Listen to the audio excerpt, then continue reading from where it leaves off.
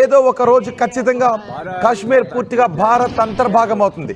Article 370 రద్దు తర్వాత పాకిస్తాన్ విషయంలో కాశ్మీర్ విషయంలో ఉన్న పాకిస్తాన్ ఆక్రమించుకున్న కాశ్మీర్ని కూడా మనం ఆక్రమించుకుంటామని చెప్తూనే మన ఆధీనంలో ఉన్న కాశ్మీర్ విషయంలో ఎక్కడో 370కి ముందు కొంత ఒక కామా ఉండేది. కానీ 370 రద్దు తర్వాత పూర్తిగా భారత అంతర్భాగమే అయింది. కానీ పిఓకే పాకిస్తాన్ ఆధీనంలో ఉన్న కాశ్మీర్ కూడా భారత ఆధీనంలోకి రావాలి అని మనం ప్రయత్నాలు చేస్తున్నాం.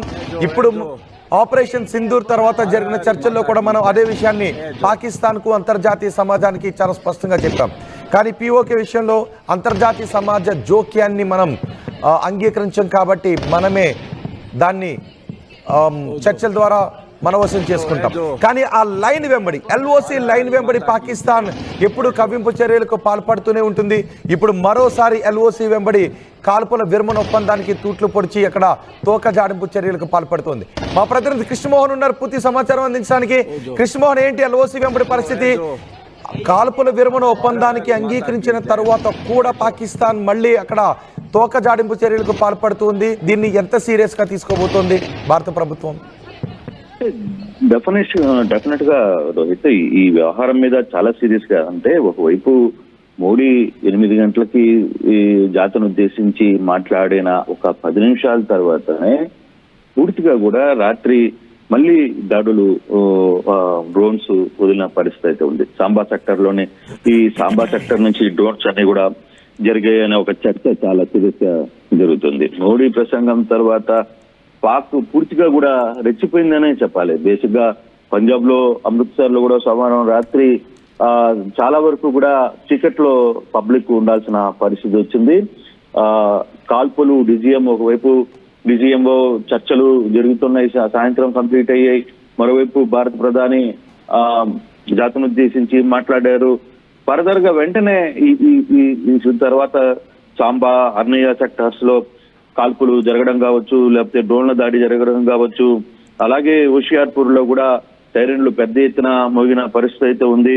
పంజాబ్, రాజస్థాన్ సరిహద్దుల్లో బ్లాక్అవుట్ లో ఉండిపోయారు రాత్రంతా. అంటే ఎక్కడో కొంత గ్యాప్ చాలా క్లియర్ గా కనిపిస్తుంది. భారతదేశం మనం క్లియర్ గా ఒక మాట చెప్తున్నాం, మనం ఎక్కడికక్కడ దీన్ని కొనసాగించాలి, కాల్పుల విరమణ కొనసాగించాలి. పాక్ కాలబేరానికి వచ్చింది క్లియర్ గా. పాక్ లో ఉన్న సమస్యలు మొత్తం ప్రపంచాన్ని చుట్టూ కూడా పాకిస్తాన్ ప్రధాని కాళ్ళ చుట్టూ తిరిగిన పరిస్థితి అయితే ఉంది.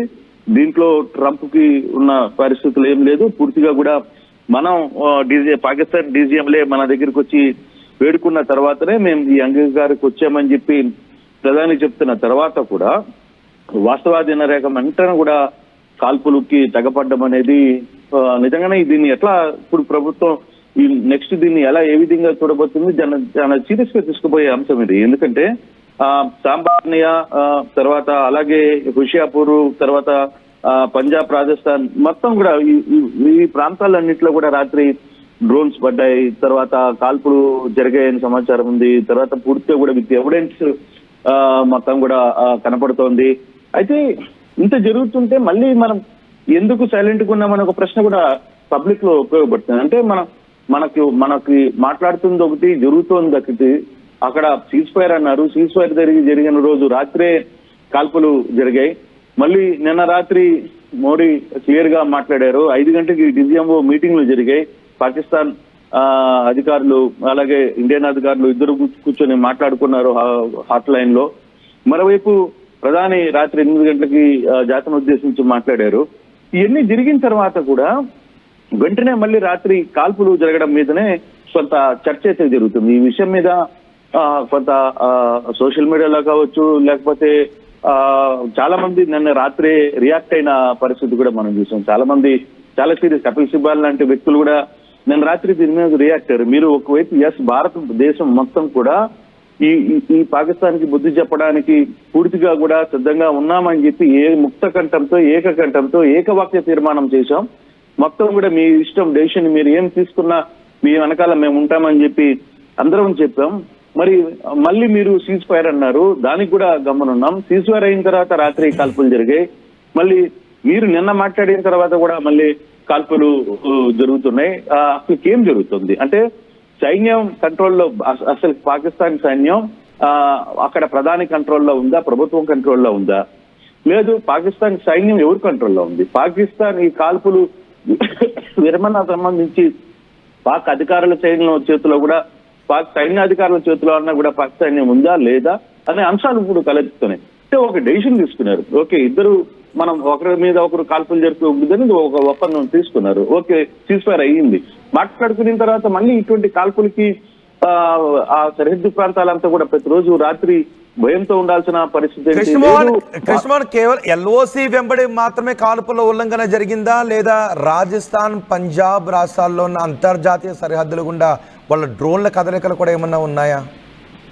పంజాబ్, రాజస్థాన్ లో కూడా డ్రోన్ల కదలికలు ఉన్నాయి. చాలా క్లియర్ గా విత్ ఎవిడెన్స్ ఉంది. చాలా వరకు చాలా ప్రాంతాల నుంచి రికార్డ్ చేసిన వీడియోస్ మొత్తం కూడా చాలా క్లియర్ గా వస్తున్న పరిస్థితి అయితే ఉంది.